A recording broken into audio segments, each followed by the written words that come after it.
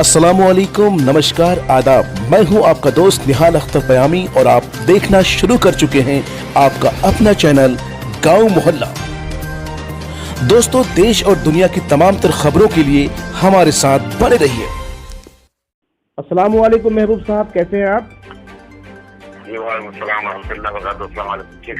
अल्हम्दुलिल्लाह वालेकुम सलाम। मैं मोहम्मद निहाल अख्तर पयामी गांव मोहल्ला से बात कर रहा हूं। दरअसल आज हमने कई जगहों पर देखा कि आपकी जानिब से सदस्यता अभियान चलाई गई और दर्जनों लोगों को आपने मजलिस के साथ जोड़ा है।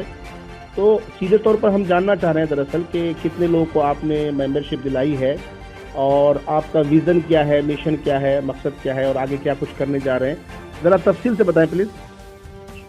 जी, मेरा मकसद है समाज सेवा, मकसद है मेरा जी। और जब से मैं MIM पार्टी में जुड़ा हूँ तब से जो है समाज के लिए जो खिदमत है वो खिदमत में कर रहा हूँ, समाज के बीच में रह रहा हूँ और समाज का जो भी जो मसाइल है उस मसाइल को जहाँ तक हमसे होता है हम हल करते हैं, चाहे वो प्रशासन हो चाहे वो नेता हो। महबूब साहब, आज जो मेंबरशिप अभियान चलाई आपने, तो उस मेंबरशिप अभियान के तहत कितने लोगों को आपने MIM से जोड़ा? क्या उसमें मुसलमानों के अलावा नॉन मुस्लिम यानी हिंदू भाई भी थे?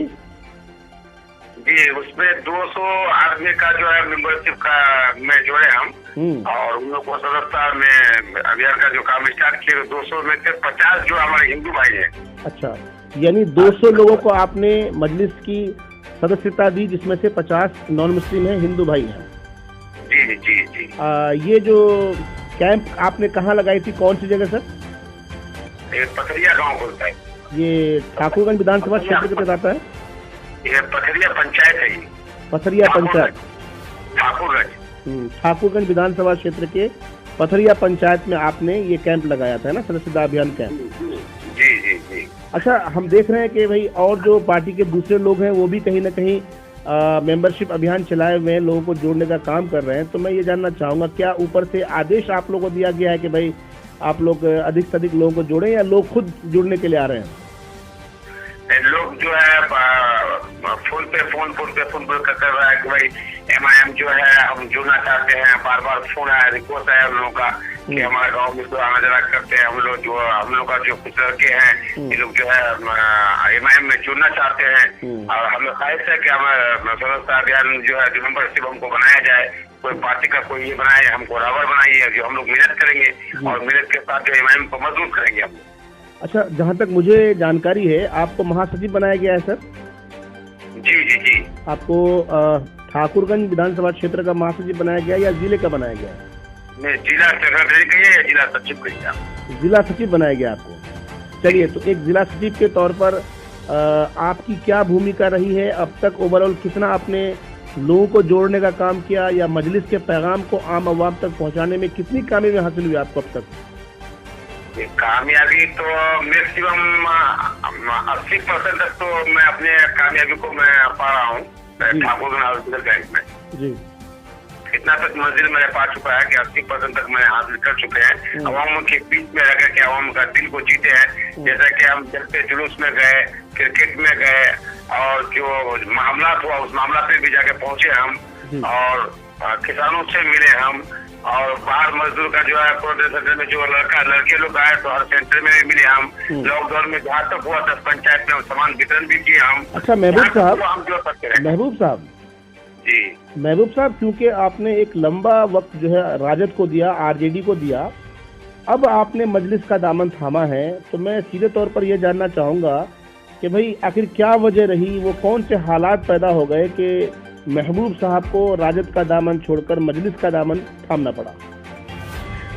जी, जैसा कि हम जो है राजद में थे, सही बात है, और राजद में भी हमको जिला सचिव बनाया गया था। अच्छा। और जी, तो राजद में जो है राजद को गलत नहीं कह रहे हैं, लेकिन मेरे कहने का मतलब है कि राजद में जो भी किशनगंज का सीमांचल में जो काम कर रहे हैं वो कार्यकर्ता अच्छा नहीं है। और रही सवाल के जो पार्टी में जुड़े हुए हैं तो अच्छे लोगों को उस पार्टी में रहने की कोई जगह नहीं है। अच्छा जी, तो कहीं ना कहीं आपको लगता है कि राजद में इस्तेहसाल किया जाता है लोगों का? जी जी, इस अच्छे लोग आएंगे तो हम लोग का भंडाफोड़ होगा। इस वजह से राजद में जो है ये लोग जो अच्छे लोगों को ये लोग भेजने नहीं देना चाहते हैं। लास्ट में मजदूरों के भलो मंडल के पास भी गए और जो है फिर तेजस्वी यादव के जो आवास में भी गए, हम वहाँ पे मुलाकात बात की, लेकिन फिर भी वो लोग जो है इतना ये नहीं किया, फोन पर शिकायत करना शुरू कर दिया। ये लोग अपने आपस में लड़ाई करना शुरू हो गया। मजलिस में आपको कैसा रिस्पांस मिलता है? अख्तरुल ईमान साहब और दीगर लोग कैसा रिस्पांस दे रहे हैं आपको?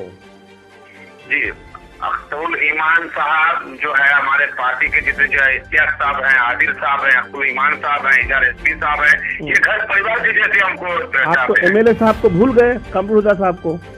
नहीं, कमरुल साहब तो देखिए, कमरुल साहब तो सबसे पहला बात है कि हमारा एकलौता एमएलए है और उनका मैं सम्मान करता हूं कि जो इतने मेहनत करके अपने सीट को कामयाबी की तरफ लेके आए हैं। तो हम लोग सोचते हैं कि एक सीट नहीं, कम से कम सीमांचल के अंदर कम से कम 100 से ज्यादा सीट हम लोग आना चाहिए इस बार। अच्छा, आपको लेकर कहा जाता है, आपके बारे में सियासी गलियारों में चर्चा है कि महबूब साहब ने राजद इसलिए छोड़ा, आरजेडी इसलिए छोड़ा क्योंकि आरजेडी में उनकी बात नहीं बन रही थी। मजलिस में आप इसलिए आए हैं क्योंकि आपको मजलिस के टिकट से ठाकुरगंज विधानसभा क्षेत्र से आपको इलेक्शन लड़ना है। कितनी सच्चाई है सर? नहीं, वो सच्चाई जो कह रहे हैं ये इतनी सच्चाई नहीं है। हम टिकट के लिए जो है या एमएलए लड़ने के लिए जो है हम जो है ये काम नहीं कर रहे हैं। 2017 से हम ये काम कर रहे हैं, जबकि उस वक्त राजद में हम नहीं जुड़े हुए। महबूब साहब रोकना चाहूंगा आपको, अगर आप एमएलए लड़ने के लिए नहीं कर रहे हैं तो फिर क्या वजह है कि साहब पार्टी आला कमान के परमिशन के बगैर ही जो है आप लोग अपने आप को प्रत्याशी घोषित कर रहे हैं? आपकी तरफ से प्रत्याशी लिखा जा रहा है।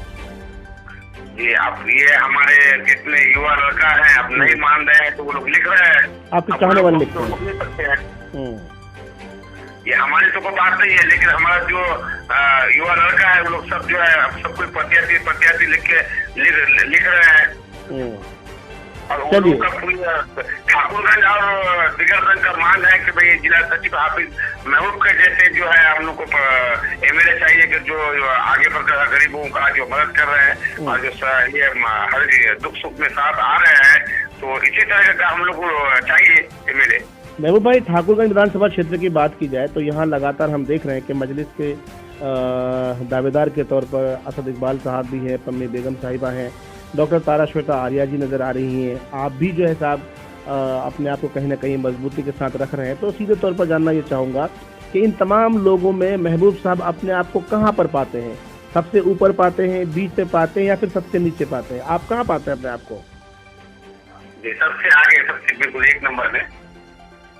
अच्छा, माशाल्लाह। तो कहीं ना कहीं आपको लगता है कि आपका जो यानी काबिलियत और मेहनत जो कर रहे हैं आप तमाम लोगों में बेहतर कर रहे हैं।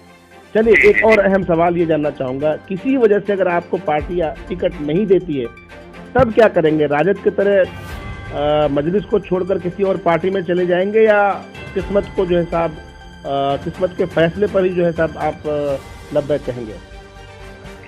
नहीं, इसका फैसला जनता फैसला करेगा। जैसा कि हमारे दिगरगंज या ठाकुरगंज के जो आवाम है उन लोगों के फैसले को हम मानेंगे और जनाब अख्तरुल ईमान जो बिहार सदर के हैं हम उनकी फैसला को मानेंगे। असल में क्या है ना सर कि टिकट का जो तय करना होगा ना भाई, टिकट के बाद का मामला अवाम का होता है। आपको टिकट मिल जाएगा, उसके बाद अवाम तय करेगी किसको वोट देना है, किसको नहीं वोट देना है। लेकिन अवाम के पास पहुंचने से पहले आपका जो टिकट का मामला हल होगा वो जो है साहब सदर साहब और पार्टी के जो दिगर हजरात हैं उनके फैसले से आपको टिकट मिलेगा।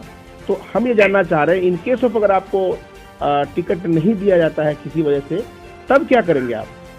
तो फिर पार्टी के साथ दिल खोल करके जान माल कुर्बान करके पार्टी के साथ जुड़ते रहेंगे और पार्टी को आगे बढ़ाएंगे और पार्टी को मजबूती के साथ में जो सीट का नहीं निकलने वाला हम लोग होगा उस सीट को कैसे भी हाथ में किसी भी सूरत में हो हम उस सीट को निकालने का काम करेंगे। यानी महबूब साहब, आपकी जगह अगर किसी दूसरे को उम्मीदवार बनाया जाता है तो आपको कोई दिक्कत नहीं होगी, आप उनके साथ मिलकर के काम करेंगे। भाई यकीनन काबिल तारीफ है, बहुत अच्छी बात आपने कही है। आखिरी सवाल सर, अगर पार्टी आपको उम्मीदवार बनाती है, अगर आपको टिकट दिया जाता है, अगर आप इलेक्शन जीत जाते हैं तो पहली प्रायोरिटी क्या रहती है? किन कामों को करना सबसे पहले फोकस करेंगे?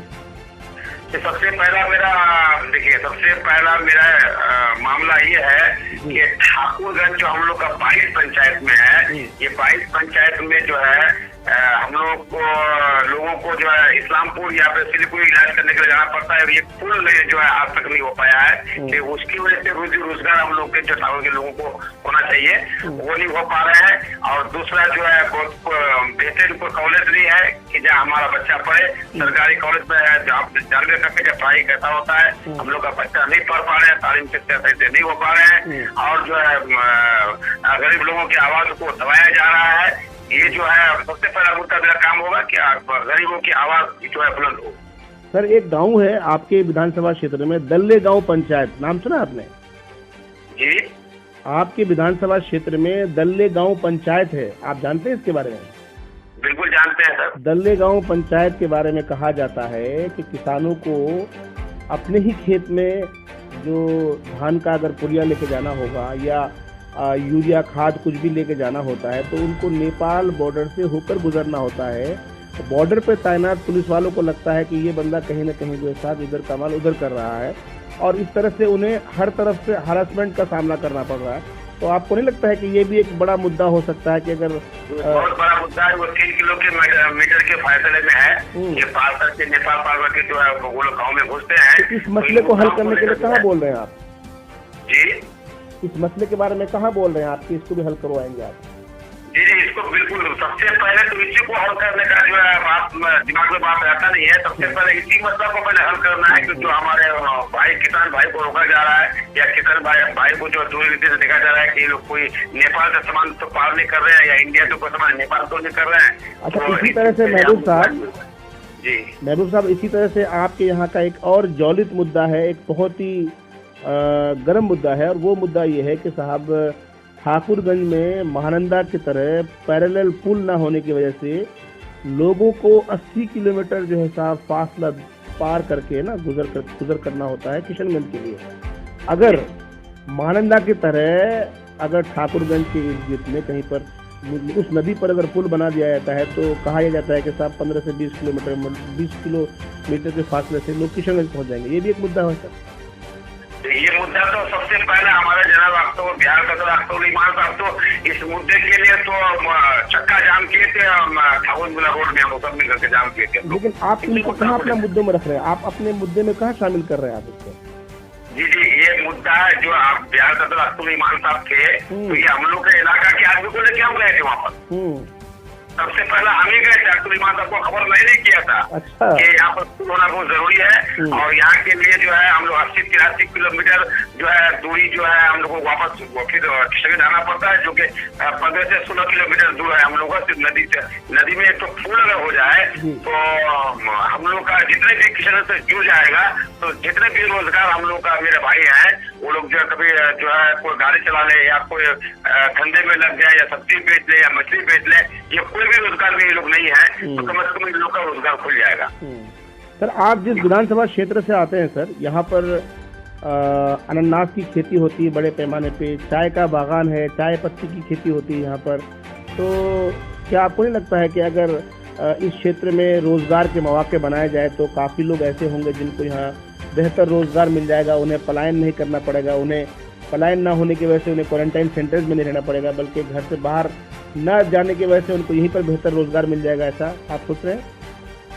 देखिए सर, मैं तो ये बात कहूँगा कि कोई भी जैसे कि हमारे नौसाद साहब MLA हैं, ये तो नहीं कर पाए हैं आज तक इस बेरोजगारी को बेरोजगारी में रख दिए हैं ये लोग, रोजगार नहीं दे पाए हैं। लेकिन मेरा पहला सवाल ये रहेगा कि अगर सरकार से कोई भी चीज मांग कर ले आने का क्षमता हमारे अंदर हो तो वो काम को हासिल हम कर सकते हैं। लेकिन वो ताकत हमारे अंदर होना चाहिए कि जो MLA जो आवाम जो वोट दे के आपको MLA बनाया है, तो इसके लिए क्या सोचना है? इनके लिए सोचना है कि इन लोगों की बेरोजगारी को दूर किया जाए। जैसे कि चायपत्ती का बागान बोल रहे हैं आप, अनार की खेती कर रहे हैं आप, अब जैसा कि आपको जो है बोल रहे हैं आपकी तरफ जी मक्की का भी जो खेती है, आज जैसे कि पंजाब में आज किसानों को लोन मिलता है, सरकार उनकी फसलों को खरीदता है, ये काम क्या हम लोग हमारे सीमांचल या बिहार के अंदर नहीं होना चाहिए? वहाँ की सरकार जो कर रहे हैं ये सुविधा हम अगर हो जाए और आवाम हमको जीत कर अगर MLA बना देगा, अगर हम कामयाब भी हो जाते हैं, तो सबसे पहला मुद्दा मेरा यही रहेगा कि सरकार के जैसे जो फसल लगा रहे हैं और जो उसको किसानों को जो लोन दिया जा रहा है और किसान से फिर जो फसल लिया जा रहा है, ये सुविधा आप पंजाब प्रदेश से करना चाहते हैं। चलिए, बहुत बहुत शुक्रिया सर, आपने अपना लगभग 15 मिनट हमने आपसे गुफ्तगू कर ली है। बहुत बहुत शुक्रगुजार हैं आपके कि आपने अपना कीमती वक्त दिया। हम आपके लिए दुआ करते हैं कि भाई आपको टिकट मिले, आप अवाम के लिए जो आपकी ज़बान से जो बातें निकल रही हैं, अल्लाह पाक आपके दिल में वो बातें दे और आप जो है खिदमत खल्क़ करें और आपके ज़रिए कौम का, मिल्लत का भला हो। ठीक है सर, जी जी, चलिए, अस्सलाम वालेकुम, अल्लाह हाफ़िज़।